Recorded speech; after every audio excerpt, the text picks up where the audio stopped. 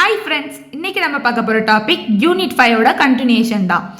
லாஸ்ட்டாக நம்ம பார்த்த வீடியோவில் கேரக்டரிஸ்டிக் ஈக்குவேஷன் யூஸ் பண்ணி ஐகன் வேல்யூஸ் கண்டுபிடிச்சிருப்போம். அதோட வேல்யூ லேம்படா வந்து 5 - 1ன்னு 2 கிடச்சிருக்கும். இப்போ இதை பேஸ் பண்ணி ஐகன் வெக்டார்ஸ் அப்படி இல்லைன்னா கேரக்டரிஸ்டிக்ஸ் வெக்டாருங்கிறத எப்படி கண்டுபிடிக்கலான்னு பார்க்கலாம். ஓகே, ஃபர்ஸ்ட் ஈக்குவேஷன் இந்த மாதிரி எழுதிக்கலாம்.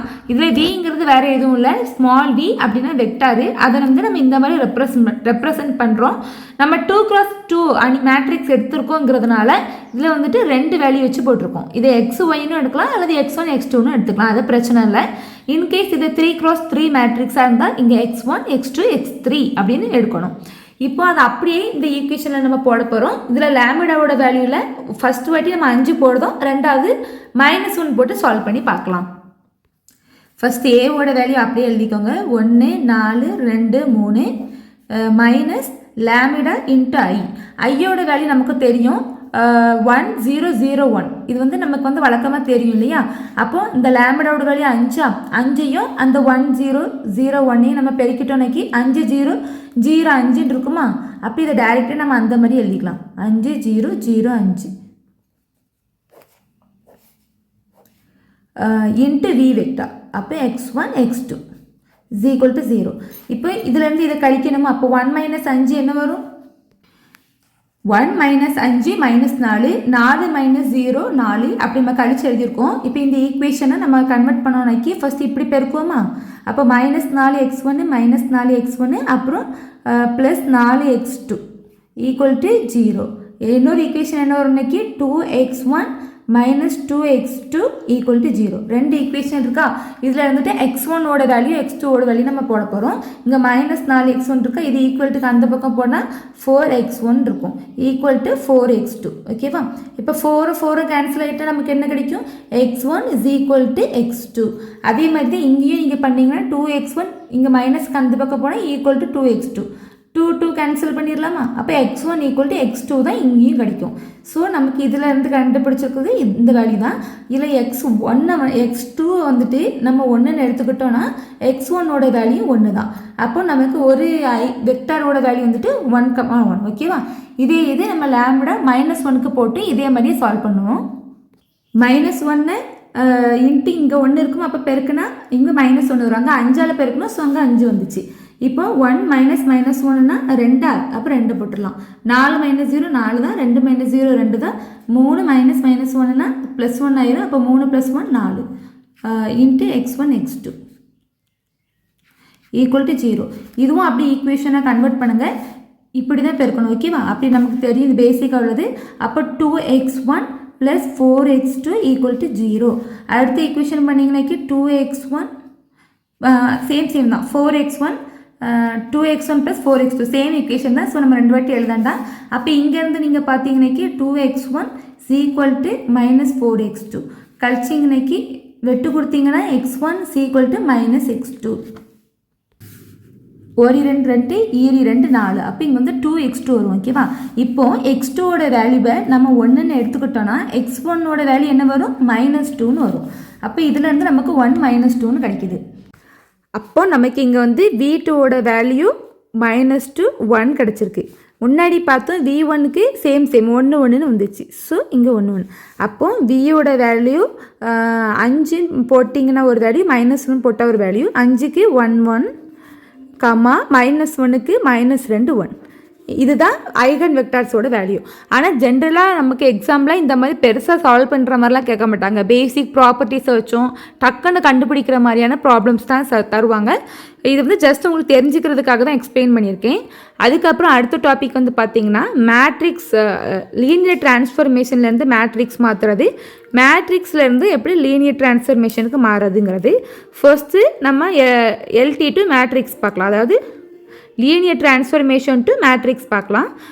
ஃபஸ்ட்டு இந்த மாதிரி மேட்ரிக்ஸ்க்கு கன்வெர்ட் பண்ணணும்னா நமக்கு வந்து பேசிஸ் தெரியணும். ஒன்று கொஸ்டின்லேயே பேசிஸ் தருவாங்க, அப்படி தரல அப்படின்னா இந்த ஸ்டாண்டர்ட் பேசிஸை யூஸ் பண்ணி நம்ம சால்வ் பண்ணுற மாதிரி இருக்கும்.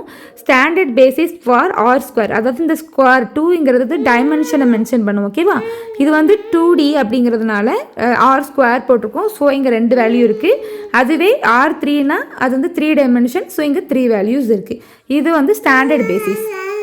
இப்போ ஒரு எக்ஸாம்பிள் சம் பார்க்கலாம். இங்கே வந்து டிரான்ஸ்ஃபர்மேஷன் R² to R² ஒன்று இருக்குது. ஒரு டிரான்ஸ்ஃபர்மேஷன் ஈக்குவேஷனும் கொடுத்துருக்காங்க. ஸ்டாண்டர்ட் பேசிஸை யூஸ் பண்ணுங்கன்னு போட்டிருக்காங்க. ஓகேவா?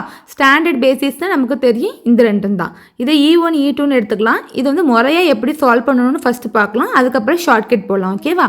ஃபஸ்ட்டு எப்படி பண்ணணும்னு பார்த்தீங்கன்னா இந்த ஈக்குவேஷன் இருக்குல்ல, இந்த ஈக்குவேஷனில் 1,0ங்கிறத சப்ஸ்டியூட் பண்ணணும்.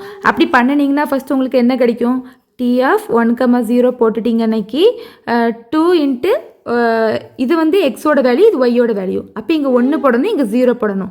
1 போட்டிங்கன்னா 2 இன்ட்டு 1 2 ஆயிருமா, 3 இன்ட்டு 0 0 ஆயிரும். அப்போ ஃபஸ்ட்டுக்கு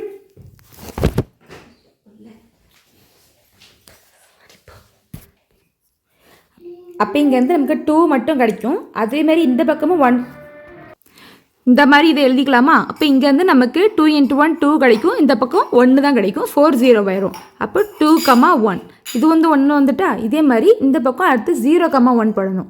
அப்போ T of 0,1 போட்டிங்கன்னா இங்கே 0 வரும், ப்ளஸ் இங்கே 1 வரும், இங்கே 0 ஆயிரும், மைனஸ் இங்கே 1 வரும். ஓகேவா? இப்போ இது 0 ஆகிட்டிங்க ஒன்று, அப்போ 3 இங்கே -4. அப்போ 3,-4 இதுதான் இங்கே தான் நமக்கு கிடச்சிது. இப்படி கிடச்சதை செங்குத்தாக எழுதணும். ஓகேவா? வெர்டிக்கலாக எழுதணும். அப்போ 2,1 2 1 3,-4 3 -4 இப்போ கண்டுபிடிச்சிட்டோமா? அதாவது நமக்கு வந்துட்டு ஒரு டிரான்ஸ்ஃபர்மேஷன் ஈக்குவேஷன் தான் கொடுத்தாங்க. அங்கேருந்து மேட்ரிக்ஸ் கண்டுபிடிச்சிட்டோம். இது ரொம்ப ஈஸி. எப்போன்னு கேட்டிங்கன்னா பேசிஸ் கொடுத்துருந்தாங்கண்ணா. இது வந்து நம்ம எப்படி சால்வ் பண்ணணும்னு டிடிஎஸாக பார்த்துருக்கோம். இதோட ஷார்ட்கட் கூட இருக்குது. அதை நெக்ஸ்ட் இதில் சொல்லித்தரேன். இதுவே இப்போ ஸ்டாண்டர்ட் பேசிஸ் கொடுக்கலன்னா இது வந்து ரொம்ப பெரிய ப்ராசஸாக போகும். அதை நான் இந்த வீடியோவில் எக்ஸ்பிளைன் பண்ணல. ஏன்னா அந்த அளவுக்கு நமக்கு வந்துட்டு எக்ஸாமில் கேட்க மாட்டாங்க. ஸோ அதை நான் இதில் சொல்லித்தரல. ரெண்டாவது பார்த்தீங்கன்னா மேட்ரிக்ஸ் டு எல்டி, அதுக்கு மேட்ரிக்ஸ் கொடுத்துருப்பாங்க. ஒரு டிரான்ஸ்ஃபர்மேஷன் என்னென்னு நம்மகிட்ட கேட்பாங்க. ஜென்ரல் வெக்டார் அங்கே எப்படி ஸ்டாண்டர்ட் பேசிஸ் நம்ம பார்த்து வச்சோமோ அது மாதிரி இங்கே ஜென்ரல் வெக்டார் இருக்குது. நம்ம இது வந்து ஃபஸ்ட்டே நம்ம எக்ஸ்பிளைன் பண்ணோம் இல்லையா? ஃபஸ்ட்டு சம்மில் x1 x2ன்னு போட்டிருப்போம், இங்கே xyன்னு போட்டிருக்கோம். அவ்வளோதான். இதை எப்படி கண்டுபிடிக்கணும்னா, டிரான்ஸ்ஃபர்மேஷன் வேணும்னா கொடுத்துருக்க அணியையும் இந்த வெக்டாரையும் பெருக்குன்னா போதும், நமக்கு டிரான்ஸ்ஃபர்மேஷன் கிடச்சிரும். அப்போ எழுதலாமா? 1 2 3 4 அப்புறம் XY இன்ட்டு வெக்டார் போடணும்ல, அதுதான். அப்போ இது ரெண்டையும் பெருக்கணும்னா என்ன வரும்? 1 இன்ட்டு x ப்ளஸ் 2y கீழே 3x ப்ளஸ் 4y இந்த மாதிரி வருமா? ஈக்குவல் டு 0 இல்லை 0 வரும். அப்போ இது வந்து ஈக்குவேட் பண்ணிக்கலாம். இதில் இருந்து நம்ம கிடச்சா இதுதான் ஆன்சர். அப்போ x plus 2y 3x plus 4y transformation equation வந்துட்டா அவ்வளோதான். மேட்ரிக்ஸ் கொடுத்துருந்தாங்கன்னா அது கூட இந்த வெக்டாரை பெருக்குனா காணும். அதுவே டிரான்ஸ்ஃபர்மேஷன் கேட்டாங்கன்னாக்கி ஸ்டாண்டர்ட் பேசிஸ் வச்சு பண்ணணும். அவ்வளோதான், ரொம்ப ஈஸி. நெக்ஸ்ட் வந்து கொஞ்சம் ப்ராப்பர்ட்டிஸ் பார்க்கலாம். இதில் வியோட டைமென்ஷன் வந்து என்ன அப்படின்னு எடுத்துக்கிட்டோன்னா, டபிள்யூங்கிற வெக்டார் ஸ்பேஸோட டைமென்ஷனை என்னன்னு எடுத்துட்டோன்னா நமக்கு டிரான்ஸ்ஃபர்மேஷனோட மேட்ரிக்ஸ் எப்படி இருக்கும்னாக்கி m×n அப்படிங்கிற ஆர்டரில் இருக்கும். ரெண்டாவது ப்ராப்பர்ட்டிஸ் பார்த்தீங்கன்னா, அடுத்த ப்ராப்பர்ட்டி பார்த்தீங்கன்னா 2 லீனியர் டிரான்ஸ்ஃபர்மேஷனோட கூடுதலுக்கு மேட்ரிக்ஸ் எடுத்தோன்னா அது வந்து தனித்தனியாக அதோடைய கூடுதலுக்கு சமமாக இருக்கும். ஓகேவா? ஃபஸ்ட்டு 2 இது கூட்டிட்டு அதோட மேட்ரிக்ஸும் தனித்தனியாக உள்ள மேட்ரிக்ஸோட எல்டியும் சேமாக தான் இருக்கும். மூணாவது ப்ராப்பர்ட்டிஸ் பார்த்திங்கன்னா 2 எல்டியோட காம்போசிஷன், இது வந்துட்டு பெருக்கல் கிடையாது, சேர்ப்பு. இதோடைய இது வந்து 2 தனித்தனியான எல்டியோட பெருக்கலுக்கு சமமாக இருக்கும். இந்த 3 ப்ராப்பர்ட்டிஸும் பார்த்து வச்சுக்கோங்க. இது வந்து நமக்கு 1 வேர்டில் கேட்பாங்க. அடுத்த டாபிக் பார்த்திங்கன்னா கேனானிக்கல் ஃபார்ம். இது எதுக்காக நம்ம யூஸ் பண்ணுறோன்னு பார்த்தீங்கன்னாக்கி, நம்ம சூஸ் பண்ணுற பேசிஸை பொறுத்து மேட்ரிக்ஸ் வந்து மாறிக்கிட்டே இருக்கும். நம்ம வந்து பேசிஸ் வந்து நமக்கு இருக்கு இல்லையா, ஸ்டாண்டர்ட் பேசிஸ் நம்ம கொஞ்சம் பார்த்தோம். அது மாதிரி கொஸ்டின்லேயே வேறு பேசிஸ் கொடுப்பாங்க. அப்படிங்கிற கட்டத்தில் மேட்ரிக்ஸ் மாறிட்டே இருக்கும். அதோட சிம்பிளஸ்ட் ஃபார்முக்கு மாற்றுறது தான் கேனானிக்கல் ஃபார்ம். அதில் வந்துட்டு நம்ம ஃபர்ஸ்ட்டு பார்க்க போகிறது டயகனல் ஃபார்ம். அப்படின்னா வேறு எதுவும் இல்லை, இந்த டயகனலில் மட்டும்தான் நமக்கு வந்துட்டு வேல்யூஸ் இருக்கும். மற்ற எல்லா இடத்துலையுமே 0 0 0வாக இருக்கும். அப்படி இருந்துச்சுனாக்கி அது வந்து டயகனல் ஃபார்ம். ஓகேவா? சென்டரில் இருக்க இந்த டயகனலில் இருக்கிறதுலாம் ஐகன் வேல்யூஸ். அதே மாதிரி ஒரு n×n மேட்ரிக்ஸ்க்கு n நம்பரில் இண்டிபெண்ட் ஐகன் வெக்டார் இருக்கணும். அப்படி இருந்தால் மட்டும்தான் நம்மளால் அதை டயகனலைஸே பண்ண முடியும். இதுவுமே ஒரு 1 மார்க்குக்கு கேட்டிருக்காங்க. ஸோ இந்த மாதிரி காரியங்களை ப்ராப்ளம்ஸ்க்கு எவ்வளோ இம்பார்ட்டன்ஸ் கொடுக்கோமோ அந்த மாதிரி இந்த ப்ராப்பர்ட்டிஸ்க்கும் இம்பார்ட்டன்ஸ் கொடுத்துக்கோங்க. அதாவது n×n மேட்ரிக்ஸாக இருந்தால் நமக்கு n number of independent eigen vector இருக்கணும். இதுவே 3×3 மேட்ரிக்ஸாக இருந்தால் 3 நம்பர் ஆஃப் ஐகன் வெக்டார் இருக்கணும். அப்படி இருந்துச்சுன்னு மட்டும்தான் நம்மளால் டயகனலைஸ் பண்ண முடியும். அடுத்த டாபிக் ஜோர்டன் கேனானிக்கல் ஃபார்ம். இதுவும் அதில் இருக்க ஒரு சப் டாபிக் தான். இது எதுக்கு யூஸ் பண்ணுறோன்னு பார்த்தீங்கன்னாக்கி நம்ம வந்து இண்டிபெண்ட் ஐகன் வெக்டார் வந்து தேவையான அளவு இருக்கணும்னு சொன்னோம் இல்லையா. 3x3னா 3 இருக்கணும், n இருக்கணும்னு. அப்படி இல்லாத பட்சத்தில் அதை டயகனலைஸ் பண்ண முடியாது. அந்த மாதிரி சுச்சுவேஷனில் மேட்ரிக்ஸாக மாற்றுறதுக்கு, அந்த மேட்ரிக்ஸை சிம்பிளஸ்ட் ஃபார்மாக மாற்றுறதுக்கு தான் இந்த ஜோர்டன் கேனானிக்கல் ஃபார்மை யூஸ் பண்ணுவோம்.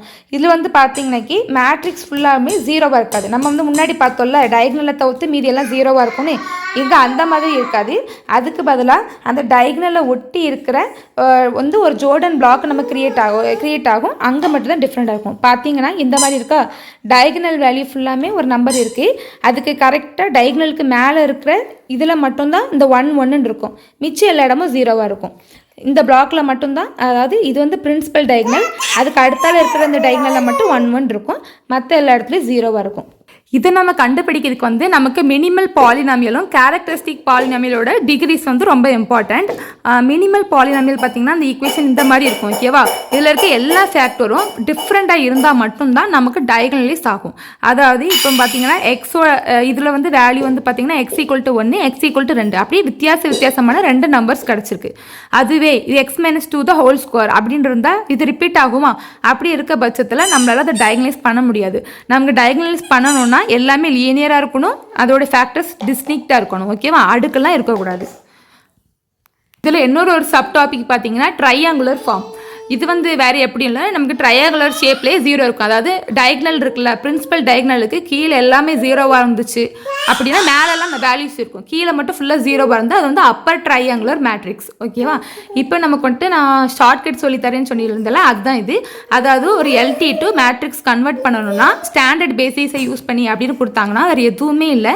இந்த இப்படி கொடுத்துருக்காங்களா ட்ரான்ஸ்ஃபர்மேஷன், அதில் AX + BY இருக்கா, அந்த ABயை அப்படியே ஹாரிஜென்டலாக எழுதிருங்க. AX + BY இருக்கா, அப்போ AB. இங்கே CX + DY இருக்கா, அப்போ CD. இவ்வளோதான். நம்ம அங்கே கண்டுபிடிச்ச மாதிரி அந்த 1 0 0 1 போட்டு பண்ணணும்னு அவசியம் இல்லை. ஒரு எக்ஸாம்பிள் சமைய பாருங்கள், இது கொடுத்துருக்கோமா, இது நம்ம அங்கே சால்வ் பண்ணி பார்த்தோம். அதே இது இங்கே ஷார்ட்கட்டில் பாருங்கள் 2 3 அதை அப்படியே போட்டுக்கலாம்.